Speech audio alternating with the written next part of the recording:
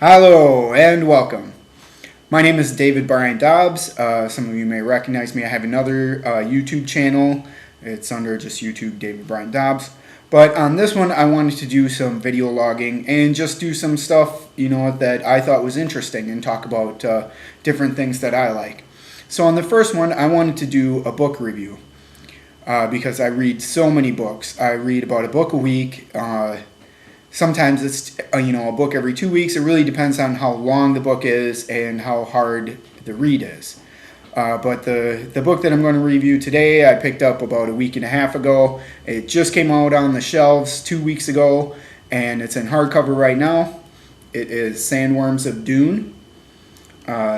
This is a great science fiction book. If any of you know about the Dune universe, you know that this is the final book. And it finally brings together a lot of the plot lines that were left off by Frank Herbert in the original 6 Dune books. Because if any of you know, if you've read any of those, at the end of the Chapter House Dune, it ends on a very big cliffhanger with our characters way out in a far part of the galaxy being chased by an old man and a woman who were trying to capture them with this tachyon net. And then that's the end, kind of. And you never really find out who the old man and the woman is. You don't know where our characters are, and there's no resolution.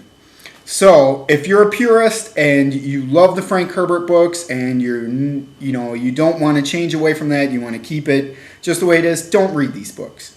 But if you love science fiction and you want to see how that ends, you've got to read Sandworms of Dune. I thought this was a very beautiful book. There were a lot of things in the book that really related to human existence, in my opinion. Especially the character of Duncan Idaho. To me, he is the epitome of human existence. He is what we strive for as human beings. To better ourselves, to be loyal, passionate, loving, caring, kind, just the ultimate super being. And that's what ends up in the end of the book. I'm sure any of you people who have read the first 6 books could have probably surmised that Duncan Idaho was a big, major part of the series. Mainly because, they kept on bringing him back to life and bringing him back to life and bringing him back to life. And finally, at the end of this book, he does evolve into the ultimate Kwisatz Haderach. And he basically restores peace throughout the universe. He gets the people to stop fighting amongst themselves. He stops the people from fighting against the machines. And I thought this, was a beautiful way to end this book. Because, really, that is what we strive for as people. To bring about peace, to understand each other, and to just be more kind and loving. Which is Duncan Idaho all the way. Some of the other characters in this book were very interesting as well. One of my favorites was the character of Dr. Yueh. If anyone's read the original Dune book, you know that Dr. Yueh was the traitor in that book.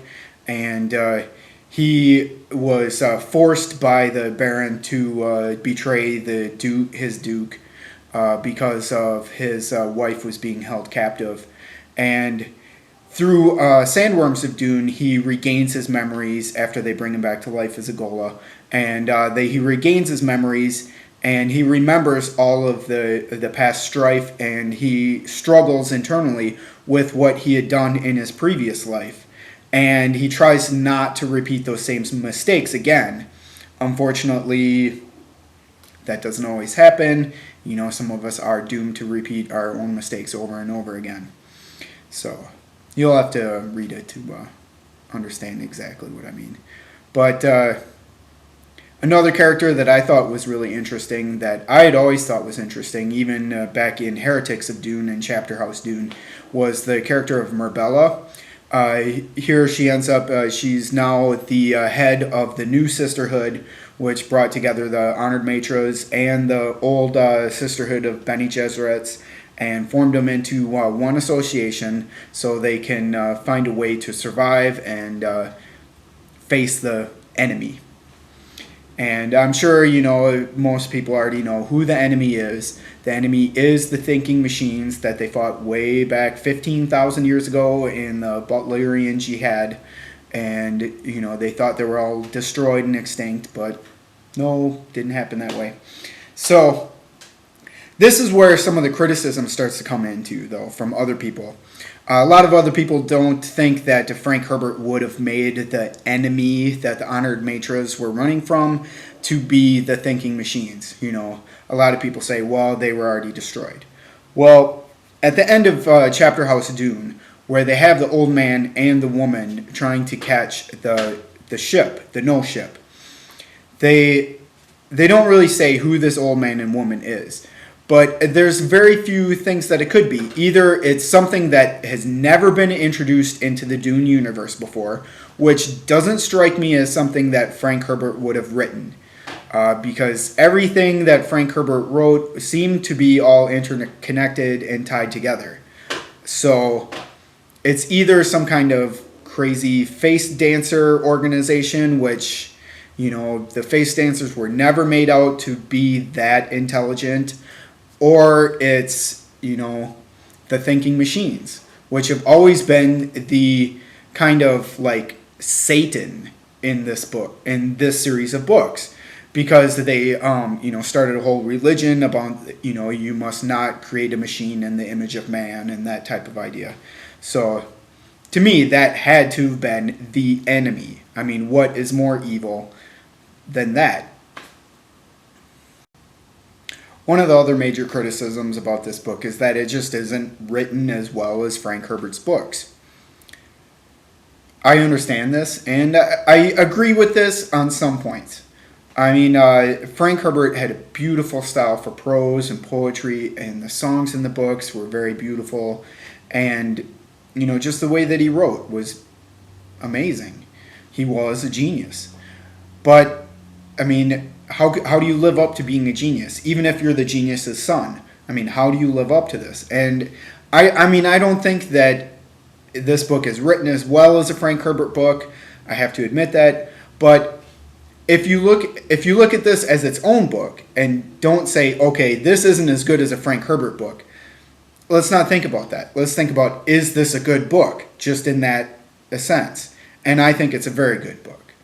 There are a few minor details that I didn't like. I mean, one of the parts on the cover, this right here, the sandworms in the water, they had a whole storyline where they, genetically modified the sandworms so that they could, be in water. Originally, the water would kill sandworms, but so that it didn't really make a whole lot of sense to me, and it was kind of a side plot that just went off into nothing, and then they made like this ultra spice.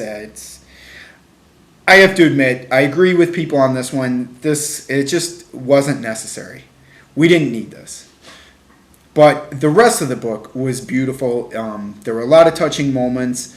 The way that Marbella longed for Duncan, the way that Duncan longed for Marbella, the relationship between Jessica and Dr. Yui, I thought was really good. Jessica being the concubine of the Duke Leto, which Yui had betrayed. I thought those were all great storylines. The characters were great there. It was awesome. The ending was great to this book.